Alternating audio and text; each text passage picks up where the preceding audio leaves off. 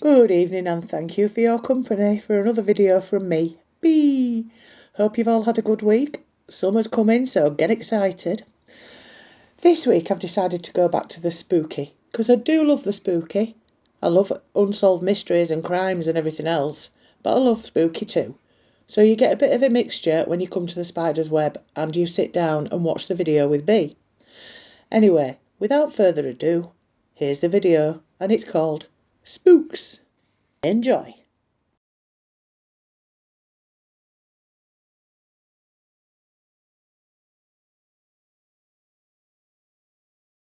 An evil creature stalks the Tanzanian island of Pemba in the Indian Ocean. It can change shape, a bat sometimes, a human-like form at others. It prefers to come out at night, but some say they've seen it during the day. The popobawa, batwing in Swahili, is indiscriminate in its targets, but in a common retelling, the spirit sexually assaults men.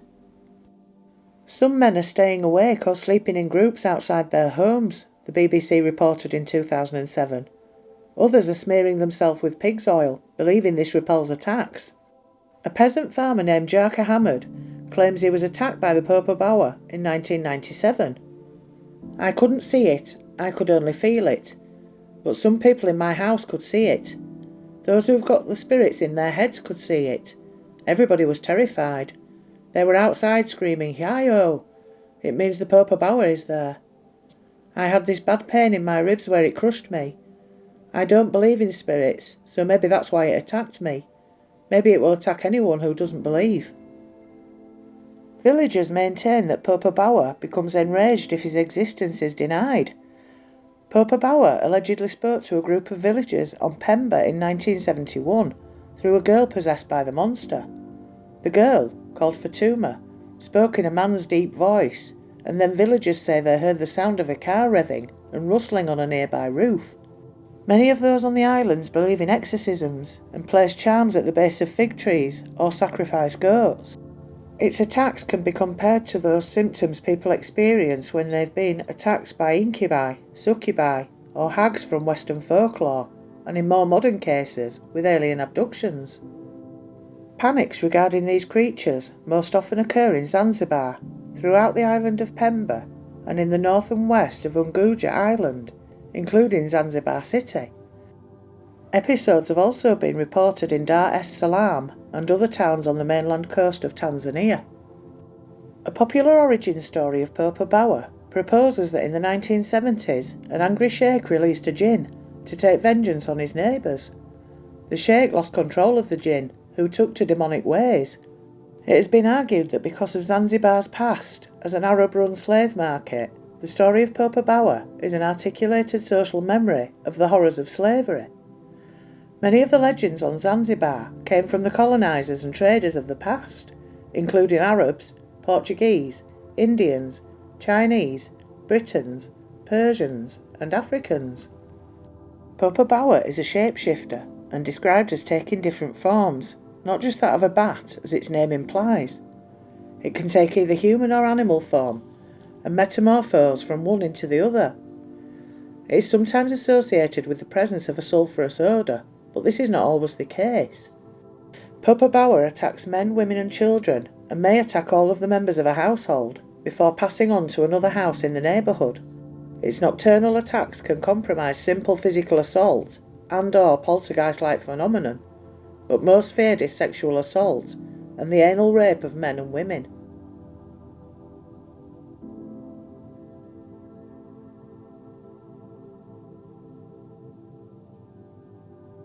In Japan, the schools contain an infernal secret. If you go into the girls' bathroom on the third floor of the building and walk to the third stall, you might find her. You have to knock 3 times and call her name. When you open the stall door, a little girl in a red skirt will be there. The little girl with the bob haircut is Hanako-san. She wants friends to play with maybe, or perhaps she wants to drag you to hell, through the toilet. Depending on which part of Japan you live in, she may have a bloody hand and grab you, or be a lizard that devours you. Hanako-san has become a fixture of Japanese urban folklore over the last 70 years. The most popular origin story for the tale holds that during World War II, A schoolgirl was using the bathroom when a bomb fell on top of the building. The school collapsed on top of Hanako-san, who has been trapped there ever since. But Hanako isn't the only schoolgirl who haunts Japan's school bathrooms. Kashima Reiko, another young girl, was said to have been cut in half by a train. Now her disfigured spirit inhabits bathrooms, asking children who enter the stalls where her legs are. The legend goes that if Kashima Reiko is not satisfied with their answer, she'll rip their legs off.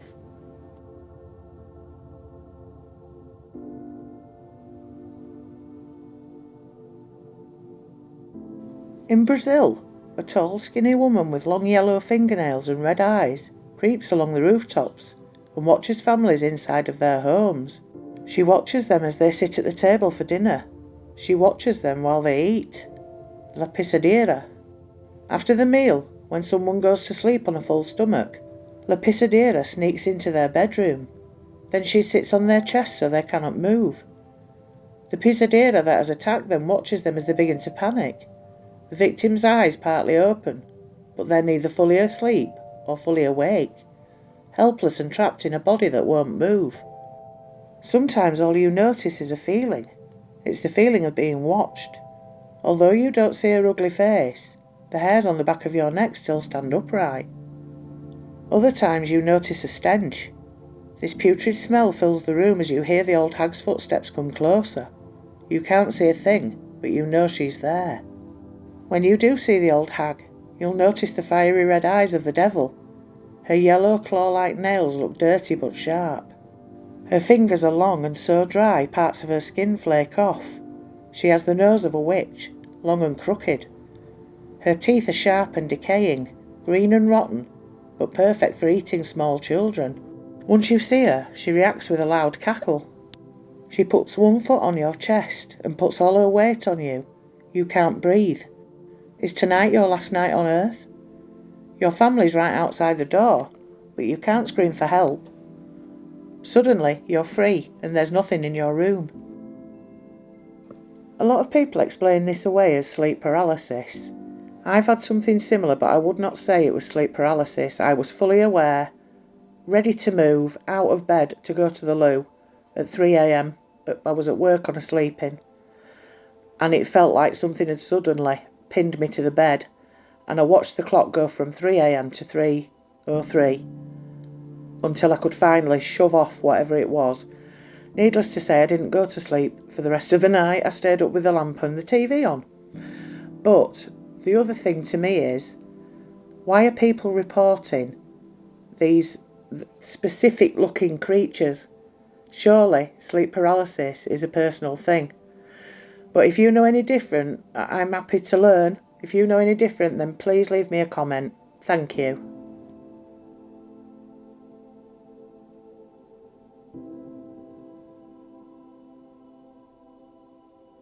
The Hollywood sign has long loomed large in the collective American consciousness since it was erected in 1923. Originally reading Hollywoodland, the white letters elevated on Los Angeles' Mount Lee have served both as a cultural icon and the occasional victim to vandalism and pranks. In 1932, with the Great Depression in full swing, 24-year-old actress Peg Entwistle climbed to the top of the sign's letter H and jumped to her death. Entwistle was born Millicent Lillian in Wales, 1908, to parents who were British actors. She spent her early life in London before ultimately emigrating to the US with her father at a young age, following her parents' separation. Tragedy struck in 1922 when her father died after a collision with a car in New York City. Thereafter, Entwistle and her siblings lived with their uncle. At 17 years old, Entwistle embarked upon her Broadway career. She appeared in multiple Broadway productions, and her acting in The Wild Duck had reportedly even inspired a young Bette Davis, who told her mother after seeing Entwistle's performance, "I want to be exactly like Peg Entwistle." By 1926, Entwistle was recruited by the New York Theatre Guild. The following year she married a fellow actor, Robert Keith, but filed for divorce soon after, claiming cruelty on his part, and that he failed to tell her he was previously married and already had a son. She continued to act while touring with the Theatre Guild, even earning some publicity with a short article published about her from the New York Times. In 1929, Entwistle told the Oakland Tribune that she yearned for more challenging roles as an actress. "I would rather play roles that carry conviction. Maybe it is because they are the easiest and yet the hardest things for me to do. To play any kind of an emotional scene, I must work up to a certain pitch. If I reach this in my first word, the rest of the words and lines take care of themselves. But if I fail, I have to build up the balance of the speeches, and in doing this the whole characterisation falls flat. I feel that I'm cheating myself. I don't know whether other actresses get this same reaction or not, but it does worry me." Eventually the Theatre Guild tour made its ways west, where she found herself in Los Angeles. Her small appearance in 13 Women was her only credited film role. She played a small supporting role as Hazel Cousins.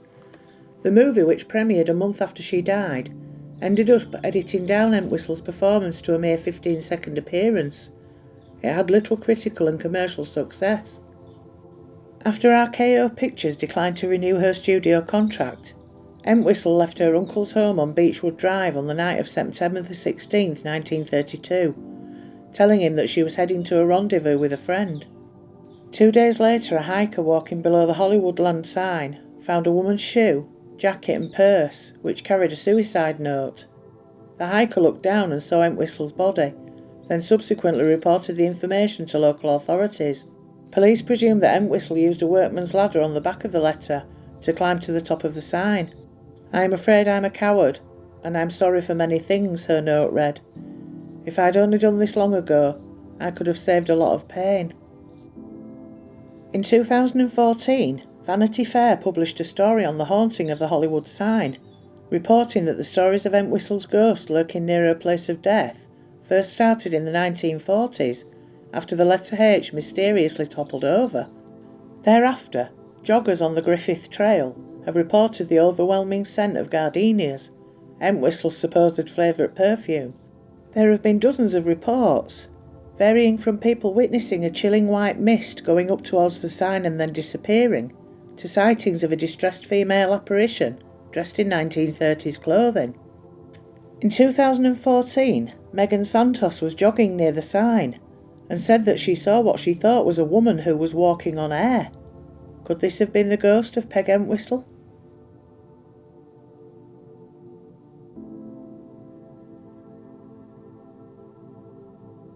There are graveyards across America, places with names like Bachelor's Grove and Stull Cemetery, that defy all definitions of a haunted cemetery. They are places that go beyond the legends of merely being haunted and enter into the realm of the diabolical. They are places said to be so terrifying that the devil himself holds court with his worshippers there, and in the case of Stull Cemetery in Kansas, is one of the gateways to hell itself. But just how terrifying is this place? A few years ago, it went beyond the realm of merely haunted and achieved the status of gateway to hell. Stull Cemetery and the abandoned church that rests next to it is located in the tiny, nearly forgotten Kansas town of Stull. There is not much left of the tiny village, save for a few houses, the newer church, and about 20 residents. But the population of the place allegedly contains a number of residents that are from beyond this earth. In addition to its human inhabitants, the town is also home to a number of legends and strange tales that are linked to the crumbling old church and the overgrown cemetery that can be found atop Stull's Emmanuel Hill. For years, stories of witchcraft, ghosts and supernatural happenings have surrounded the old graveyard. It's a place that some claim is one of the 7 gateways to hell. The legend says that these stories have been linked to Stull for more than 100 years, but none of them made it into print until the 1970s. In November 1974, an article appeared in the University of Kansas's student newspaper that spoke of a number of strange occurrences in the Stull churchyard. According to the article, Stull was haunted by legends of diabolical supernatural happenings, and the legends asserted that the cemetery was one of the 2 places on earth where the devil appears in person 2 times each year. The piece also went on to say that most students learned of Stull's diabolical reputation from their grandparents and older individuals, but that many of them claimed first-hand encounters with things that could not be explained. One student claimed to have been grabbed by the arm by something unseen, while others spoke of unexplained memory loss when visiting the place. Like many other locations of this type, the tales of devil worship and witchcraft also figured strongly in the article. But such stories have a strong hold on people, as evidenced by the reaction to the article that claimed the devil would appear in Stull Cemetery on the night of the spring equinox and again on Halloween. On March the 20th, 1978, more than 150 people waited in the cemetery for the arrival of the devil. The word also spread that the spirits of those who died violent deaths and were buried there would return from the grave. Unfortunately, the only spirits that showed up that night came in bottles and cans, but this did not stop the stories from spreading. One story told of two young men who were visiting Stull Cemetery one night and became frightened when a strong wind began blowing out of nowhere. They ran back to their car, only to find that the vehicle had been moved to the other side of the highway and was now facing in the opposite direction. Another man claimed to experience this same anomalous wind, but inside of the church rather than in the graveyard.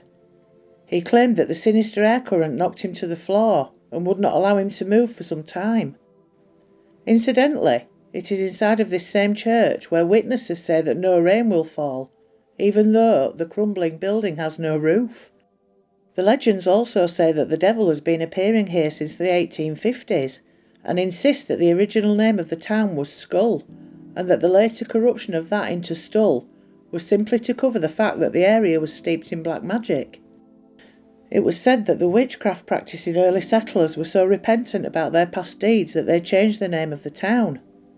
In truth, the town was called Deer Creek Community until 1899, when the last name of the first postmaster, Sylvester Stull, was adopted as the name of the village. The post office closed down in 1903, but the name stuck. A decaying wooden crucifix that still hangs from one wall of the abandoned church is thought to sometimes turn upside down when passers-by step into the building at midnight. There is also said to be a grave in the cemetery that holds the bones of a child of Satan, who was born of the devil and a witch. The child was so deformed that he only lived for a few days, and the body was buried in Stull. Some say that his ghost may walk here, as there supposedly was a photo taken a few years ago that shows a werewolf-like boy peering out from behind a tree. One of the strangest stories about Stull claims that Pope John Paul II allegedly ordered his private plane to fly around eastern Kansas while on his way to a public appearance in Colorado. The reason for this was that the Pope did not want to fly over unholy ground. On March the 29th, 2002, the old stone church in the cemetery was mysteriously demolished. A man named Major Weiss, who owned the property along with two other people, who he declined to name, said that he did not authorise the abandoned church to be destroyed. Those who lived nearby stated that they were also unaware of the demolition, although one of them did say that a wall of the church had collapsed about 2 weeks before. The spooky old church, so much a part of the legend, was no more.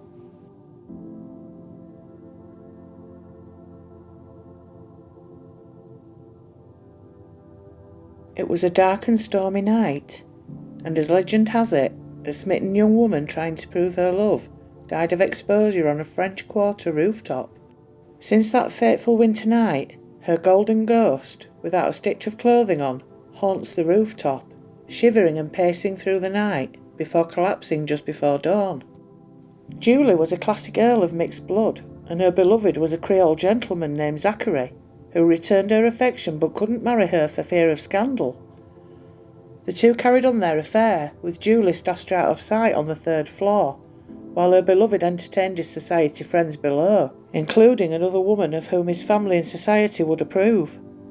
Julie understandably grew weary of this arrangement and began getting more and more insistent that her gentleman make an honest woman of her. It was said she even sought out the famed voodoo queen, Marie Laveau, to help in the matter.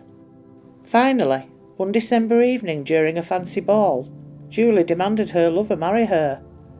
The cruel widow besotted gentleman agreed, with one caveat. She must remove her clothes and walk on the roof until morning. If she did this, he would make her his wife. Never believing she would go through with the dare, He settled in for an evening of chess with a friend as the weather outside deteriorated, with whipping winds and a driving cold rain. Lovelorn Julie, however, stripped as instructed and climbed the narrow wooden stairs to the slanted roof, where she braved the nasty weather, trying to win her nuptials. She did not survive the night. The man she loved found her the next morning dead from the cold, her corpse still clinging to the brick chimney. The winter following her tragic demise, Julie began to appear on the rooftop and has continued to appear on cold December nights ever since. The ghost of Julie is described not as a pale, wispy Casperesque phantom, but a slender golden apparition, naked except for a pair of gold hoop earrings. She paces along the ledge of the roof for hours on end, seeming to try to ward off the cold, before finally collapsing as dawn approaches. She is one of the few naked ghosts to be found in North America. Subsequent owners of the house reported that in addition to the sightings of Julie on the roof, footsteps could be heard coming from Julie's former chamber, and that an ethereal chessboard would sometimes appear on cold stormy nights in the master bedroom. The ghostly figure of a man dressed in 19th century garb is sometimes seen in the windows or wandering the courtyard. So on a winter's night, when the wind and the rain lash the rooftops of the French Quarter, raise your head from Royal Street and try to catch a glimpse of poor Julie as she tries in vain to win her cruel wager.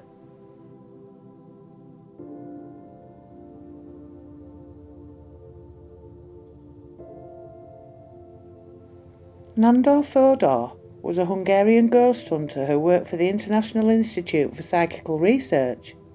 In the 1930s, as England was mourning its dead from World War I and flinching at the possibility of a second, the practice of spiritualism, which was rapidly gaining in popularity, needed an honest man to investigate its claims. When Fodor heard about Alma Fielding, an English housewife who reportedly teleported objects and channeled spirits, he embarked on the difficult mission to prove Alma's claims, while preserving his own integrity and reputation. On the 20th of February 1938, the Sunday Pictorial carried a report of a haunting in Croydon. A 34-year-old housewife had called to tell them about strange events at the home she shared with her husband Les, her son Don, and their lodger George Saunders. "Come to my house," Alma Fielding implored the Pictorial's news desk. "There are things going on here I cannot explain." The Sunday Pic, as it was known to its readers, dispatched 2 reporters to Croydon. As Alma opened the front door to them, they saw an egg fly down the corridor to land at their feet. As she led them to the kitchen, a pink china dog rattled to the floor, and a sharp-bladed tin opener cut through the air at head height. In the front parlour, a teacup and saucer lifted out of Alma's hands as she sat with her guests, the saucer spinning and splintering with a ping as if shot in mid-air. She screamed as a second saucer exploded in her fingers and sliced into her thumb. While the wound was being bandaged, the reporters heard a crash in the kitchen. A wine glass had apparently escaped a locked cabinet and shattered on the floor. They saw an egg whirl in through the living room door to crack against the sideboard. A giant chunk of coal rose from the grate, sailed across the room inches from the head of one of the reporters, and smacked into the wall. The Fieldings' house seemed to be under siege from itself. Les, Don and George were at home, but as far as the Pictorial men could tell, none of them was responsible for the phenomena. The objects were propelled by an unseen force. The Pictorial published its piece the next morning, under the slogan, "This is the most curious front-page story we have ever printed." In an ordinary terrace house in Croydon, it declared, some malevolent ghostly force is working miracles. Poltergeists, that's what the scientists call it. The spiritualists, they say it's all caused by a mischievous earthbound spirit. Having witnessed the violence of the poltergeist, Fodor invited Alma to the seance rooms at the International Institute for Psychical Research, where he carried out his studies of paranormal events. In the course of the investigation, she told Fodor that a ghostly tiger had raked her arms and back, a phantom lover had come at night to impregnate her, and a winged creature had alighted on her neck to suck her blood. Fodor photographed the scratches on Alma's arms and the puncture marks on her throat. He watched her belly swell before his eyes. Some of the researchers believed that spirits were communicating through Alma. Others thought she was somehow faking her marvels, but Fodor had a more radical theory. He asserted that the psychosis was an episodic mental disturbance of schizophrenic character, and that Alma's unconscious mind was responsible for the activities finally determined to be fraudulent. Fodor eventually identified the cause as sexual trauma that had occurred in Alma's childhood and had been repressed. Because he was sceptical of the case, Fodor was heavily criticised by spiritualists and was dismissed from his post at the International Institute for Psychical Research. The spiritualist Arthur Findlay, who founded the institute, did not approve of his research and resigned. Fodor was attacked in the spiritualist newspaper, Psychic News, which he sued for libel.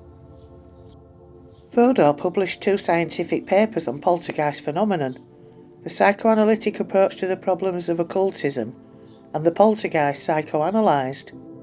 He said, "The poltergeist is not a ghost, it is a bundle of projected repressions."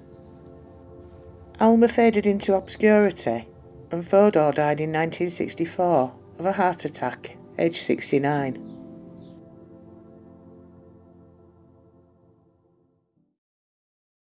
And that's it for another week.